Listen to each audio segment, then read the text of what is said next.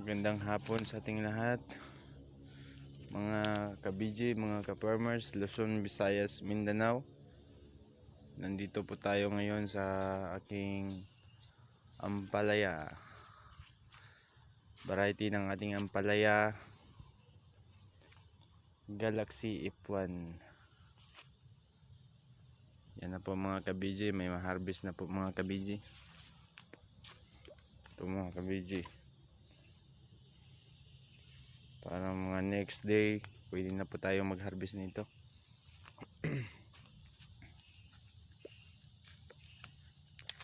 Ito, hindi pa kasi dumating yung order ko mga ka-BJ, parang may uod na. Bukas titirahin naman natin to ng pang insecticide.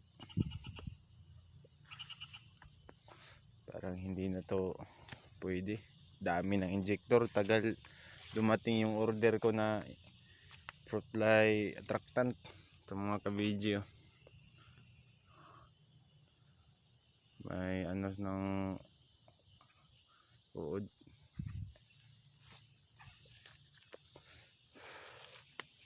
Next day pwede na po itong harvest. Yan, pwede na yan.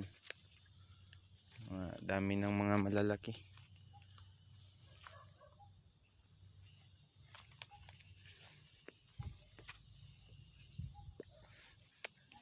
Ngayon lang po ako nakapag-update sa ating ampalaya mga ka-BJ, kasi busy ang life sa Mindanao.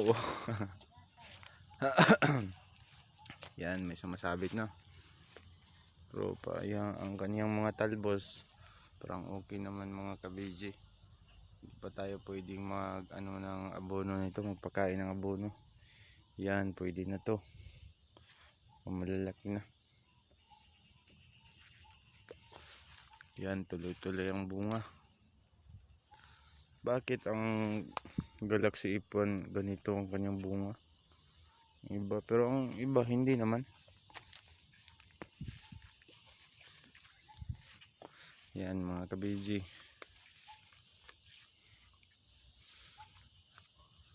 Ang naka-disadvantage lang nito mga ka-BJ, kasi hindi natin nilagyan ng siding. Kasi pag ganito kasi mga ka-BJ, hindi natin nilagyan ng siding, lugi tayo. Kasi kung meron itong siding, pwede na tayong mag-harvest kahit bata pa. Hindi na tayo magpa ano ng gumapang pa sa dito sa ibabaw. Kasi dito pa lang sa baba pwede na tayong maka ano nito. Sa next project natin, pakita ko sa susunod nating video anong pamamaraan ko sa aking ampalaya. Yan mga ka-BJ, pwede na to. May mga malalaki na mga ka-BJ. Ito mga ka-BJ, pwede na to. Haba, sobra, isang dangkal. Yan, nakatago lang. At sa susunod na bukas, mag-spray ako nito bukas ng insecticide at saka fungicide, kasi palagi kasing umulan dito sa Mindanao. Yan mga ka-BJ, may mga kamerami ng mga bunga. Yan, pero meron din ito mga ka-BJ, hindi natin maiwasan yan. Yung talbos okay naman, pero sa next day natin pumunta dito, pagkain tayo nito, kasi mayroon ng mga ganito, parang shortage sa pagkain ng abono. Naka-disadvantage lang nito Galaxy F1 kasi may mga cracking, ganyan, nagka-crack siya. Hindi katulad ng Galaxy Max na hindi magka-crack kahit ilang araw pang umulan. Yan mga kabiji, oh. Daming bunga. Thank you Lord.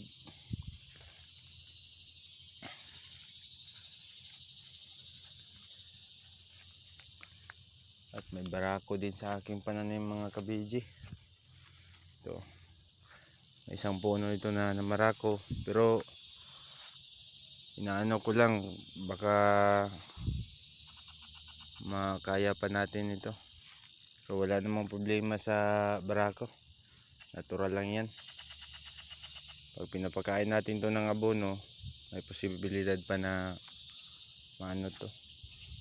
Kasi nung nagtanim ako ng last year, may mga halaman din akong ganito na barako, pero pinapakain ko lang ng abono.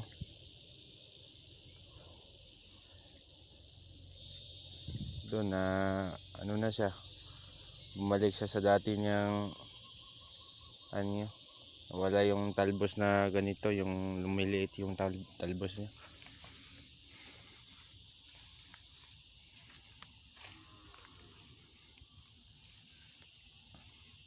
At yan naman ang asawa ko. Hoy, kaway-kaway ka dyan.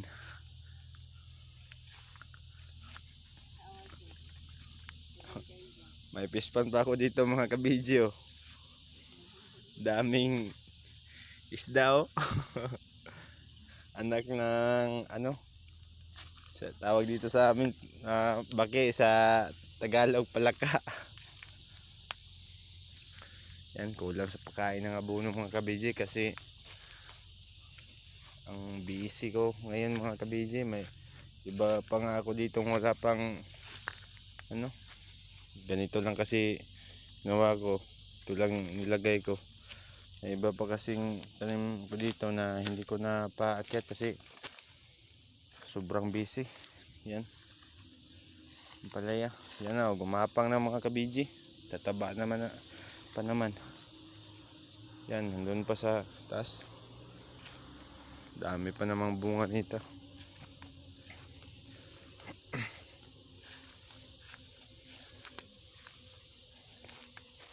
Bukas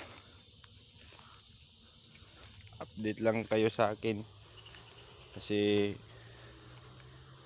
mag-spray ako bukas ng fungicide at saka insecticide kasi nung nakaraang araw palagi kasing umulan dito, kaya hindi maiwasan yung ganitong dahon na nag ano siya, iba ng kulay, nag yellow. Pakita ko rin sa inyo ngayon mga kabidyo kung saan ako mag bagong tanim. Kahit mayroon pang mga bunga, gusto ko lang talaga magtanim kasi ano, para ano ko rin na kung anong tama at mali sa ginawa ko dito. Kasi wala kasi itong siding eh. No nakaraang taon dun sa kabila kong palayahan, nagsa-siding kami, sa siding pa lang kumikita na. Kasi pag ganito kasi maghihintay ka pa na gumapang dito sa taas at saka dito ka pa sa taas mag harvest. Dito ako sa kabila mga kabiji. Yan, nagland prep na ako, mas malawak-lawak ito kaysa nito. Mas malawak-lawak din ito mga kabiji. Ito ang tinataniman ko noong nakaraang taon. Yan, hindi pa ako nag nito. Maglagay pa ako ng nylon lang, ilalagay ko dito para mas matibay. Kasi malapit naman yung mga poste ko. Oh, parang dalawang lang to, dalawang di pa. Abangan nyo lang sa susunod na video ko, baka mag-upload ako ng video tungkol dito. Kasi may tinatanim na ako na buto ng ampalaya na Galaxy Max. Pero hindi na yun F1. F2 na yun. Yun lang mga ka-BG. At sa hindi ko pa putol tong video na to, paki-like and subscribe na rin sa aking YouTube channel. At i-click na rin yung notification bell para ma-update kayo sa lahat ng aking mga video na i-upload. Gaya nito mga ka-video, kulang na sa pagkain ng abono.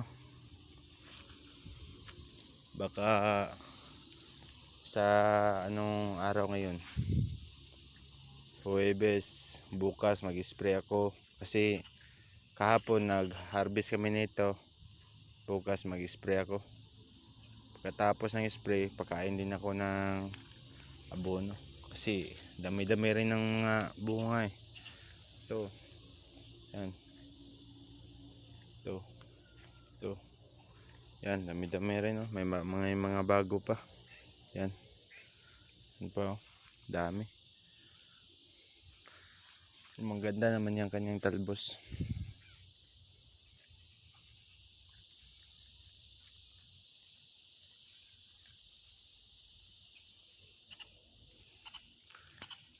Yung mga ka-BJ, i-stop ko na tong video na to. At huwag niyong kalimutan na i-subscribe nyo lang tong channel ko at click nyo na rin ang notification bell para ma-update kayo sa mga video na i-upload ko. God bless. Bye bye.